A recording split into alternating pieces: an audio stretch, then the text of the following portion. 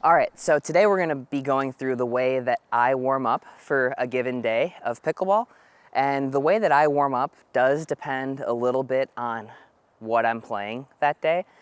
Am I showing up at open play and there's paddle stacks for days? Am I gonna go play Major League Pickleball or at the Pro Pickleball Association? Or am I just drilling? The way that I warm up does depend a little bit on where I'm playing. However, what I'm doing doesn't change whatsoever. And a good warm-up will set you up for success in your play. That much probably goes without saying. I'm gonna say it anyway. All right, guys, if you have a friend who has a birthday or an anniversary coming up, check me out on Cameo. I do that type of stuff all the time. I don't like singing, but I'll do it, I suppose. Check me out on Cameo.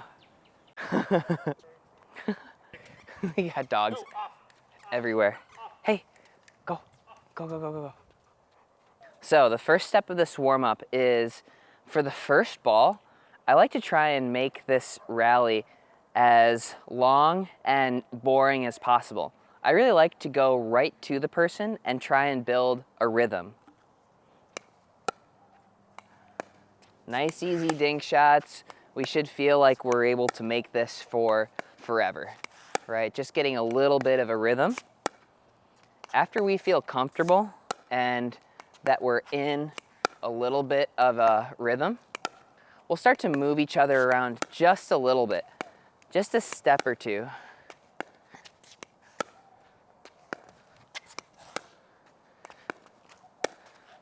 Oh yeah. Oh no. Edit. After a few balls, we will switch over to the other side. We'll go cross court. And same thing.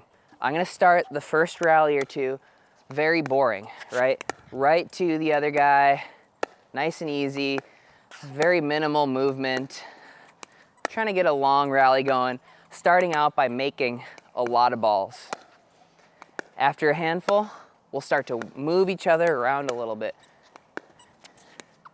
And a big piece of this is making sure that we're not just camping out all the time. As I was saying, a lot of times I see players warming up their cross-court dinks like this. This isn't a real pickleball shot. You're never just hanging out here. So make sure that when we are warming up our cross-court dinks, we're gonna take a step towards the center for that recovery.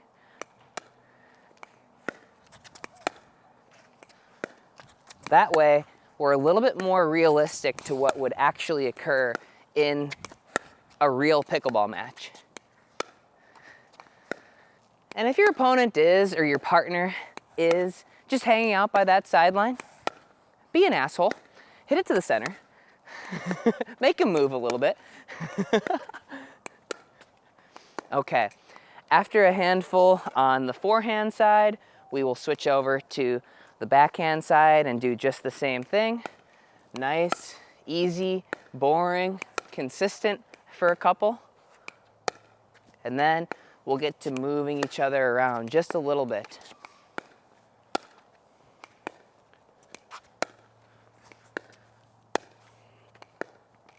Okay, after a couple of backhands, we're gonna start to go straight ahead again. One side is gonna start to slowly work their way back. So Matt is staying up at that kitchen. I'm working my way back. I'm working on some of my resets, and Matt is working on, he can be working on some of his offense and some of his roll shots. I'm gonna slowly work my way back. This is an important piece to not skip, this transition zone. So we wanna make sure that we're not neglecting this mid-court area. PickleMart Analytics tracked about 30,000 shots across a whole bunch of different pickleball matches. The number one shot, as you could probably identify, is dinks. Dinks were hit about 29% of the time. The number two shot was not serves, was not returns, but it was transition zone areas. So this is the second most common area of pickleball. I have plenty of other videos dedicated to working on your transition zone game, but when you're warming up, make sure that you do not neglect this area. Once we get all the way back to that baseline, we're gonna work a handful of our third shot drops, giving ourselves plenty of margin for error, not missing a hole.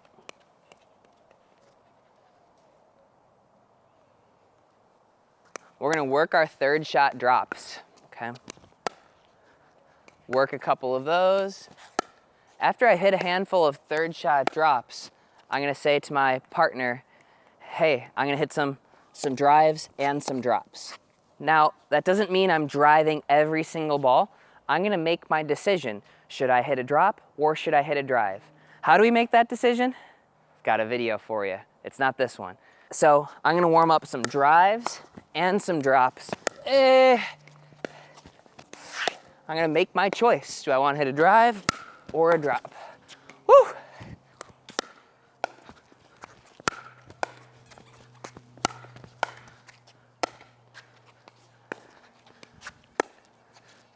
Once I feel like my third shot drive and drop are warmed up, I'll work my way back forward, all drops.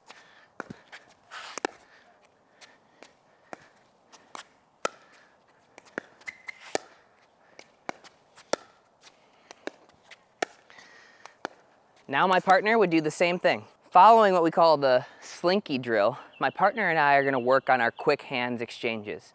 So we're gonna start off volleying, but we're gonna start off very slowly. We're gonna start off nice and easy, and every time I hit, I'm gonna try and pick that ball up, maybe 5% speed. If we miss, we'll start over. Oh, that was bad. Start off slow.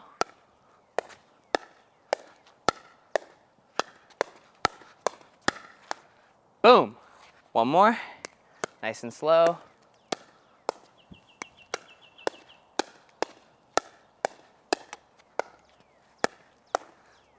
Oh.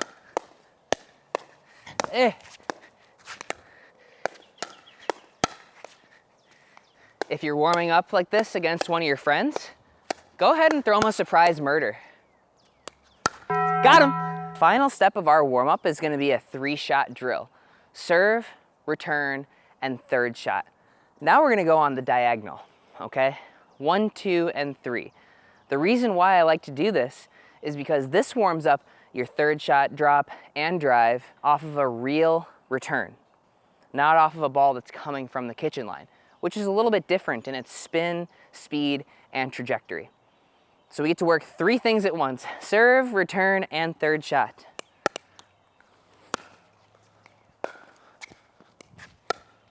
Now Matt would catch that ball and he'd serve it back. Serve, return, third. Serve, return, third. Serve, return, third.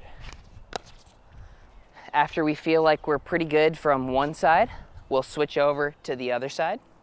Serve, return, third. Yay, there it is.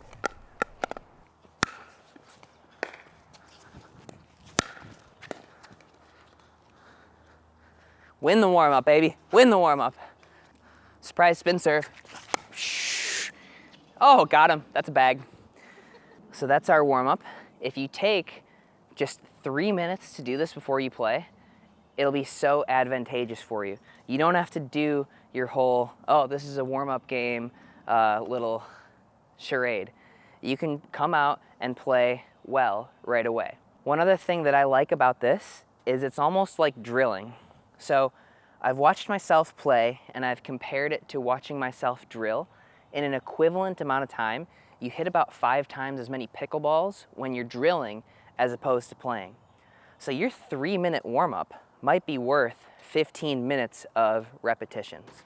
So if you warm up like this before you play, you can warm up for 3 minutes if there are paddles stacked.